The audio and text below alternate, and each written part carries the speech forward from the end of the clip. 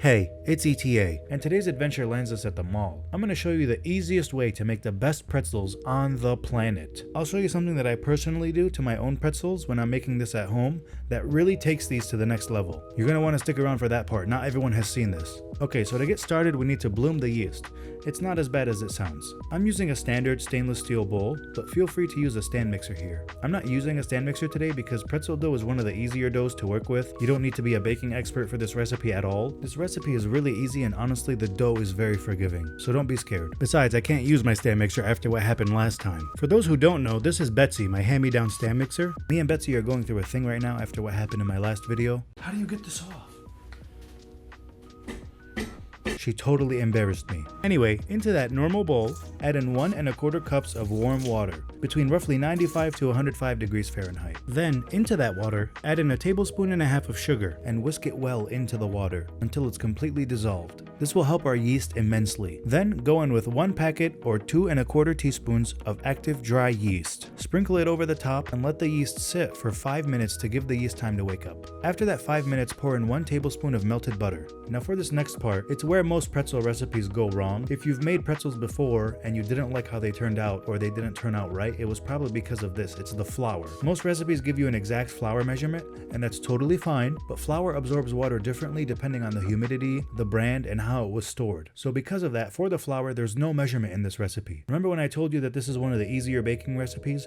This is why. It's very flexible. So we're going to add flour in stages. I know how irritating that can be sometimes, so if you're curious, I believe I ended up putting about 1 3/4 cups of flour in here. I had portioned out 2 cups, but I didn't use all of it. So start with a handful of all-purpose flour and stir that in. It'll seem kind of wet at first, and that's totally okay. Just add in another handful of flour once the first handful you put in looks like it's mixed in enough. Keep stirring with your hand for a minute or two until everything comes together into a shaggy mass, adding in the remaining flour as needed. Remember to keep an eye on the dough here. You're looking for the moment where it forms like a nice dough ball in the bowl. Specifically, when it stops sticking to the side of the bowl, that's how you know you're done. Once the dough has formed, take it out of the bowl and start kneading it by hand for a few minutes, maybe 4 or 5 minutes. This process will help get everything mixed in the rest of the way, which will then later allow the flour to properly hydrate. And it also gives that tender, soft interior. Grab a bowl. You can use the same one you used to form the dough. Just make sure you scrape any dry dough bits out of there.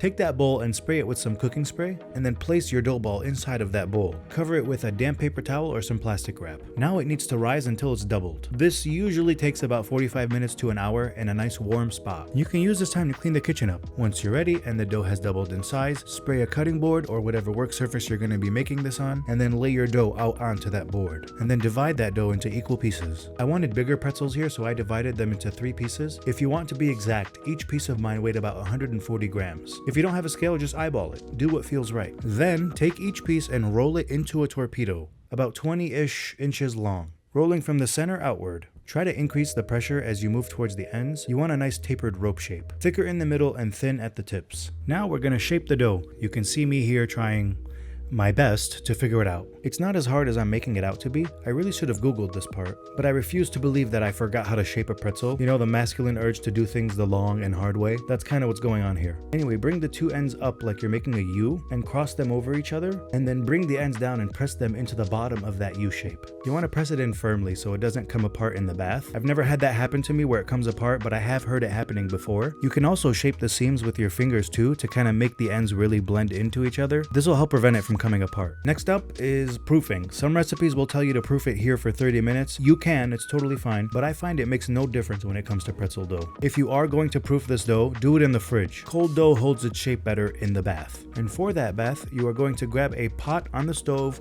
with about 2.5 quarts of water, and then turn the stove on high. We're boiling the dough here before we bake it. And one note here, there are recipes online that'll try to tell you to use lye because it's more traditional. And yes, they're not wrong, it is more traditional, but lye can also severely hurt your skin and burn you chemically. And I don't know about you, I like pretzels, but not enough to risk my life. So we're just gonna be using baking soda here. Add 1/4 cup of baking soda to this, and it's gonna foam up, that's normal. If it doesn't dissolve right away, just whisk it in. What's happening here is chemistry. Baking soda raises the pH of the water. When your pretzel hits that alkaline bath, it gelatinizes the starch on the surface, which gives you that glossy, tight exterior, and it helps with browning. So you get that deep golden brown color. Once all the baking soda has dissolved in the water, toss the pretzel in 30 seconds on one side, flip it over, and 30 seconds on the other side. Use like a slotted spoon or a spider here to do the flipping of the pretzel, and then once all that time has passed and the pretzel's looking nice and squishy, use that same slotted spoon or spider and then remove the pretzel from the water. Let all the water drip off of it, or at least as much of it as you can,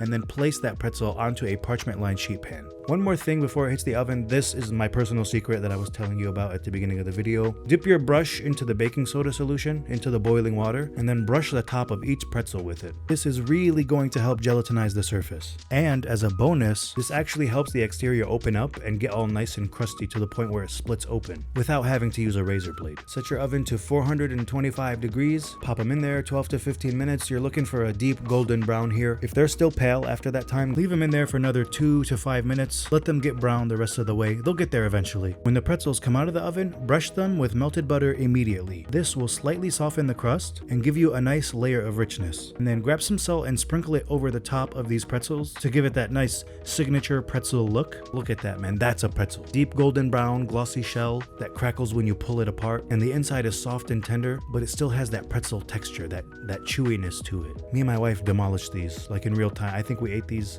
We ate both of these. There was a third one. We ate that too in like 10 minutes. You can serve this up with a nice cheese sauce. I just melted some cheese and Tabasco for this sauce. It was yummy. A good spicy melted cheese or some mustard here. Some mustard is awesome with this. I didn't have any, that's why I made the cheese. I really hope you enjoyed this recipe. This was awesome. It's the easiest one that gets you as close as you possibly can to the real thing. You don't have to use a stand mixer. You don't even have to weigh the flour. The only thing you really have to get right is the water. And once you got that down, the rest of it is smooth sailing. It's one of the easier baking recipes on my channel, which has actually been growing lately thanks to you guys. I really do appreciate all the support. I'm just glad that you guys are enjoying the recipes. It really makes me happy to see. You guys are awesome. Subscribe.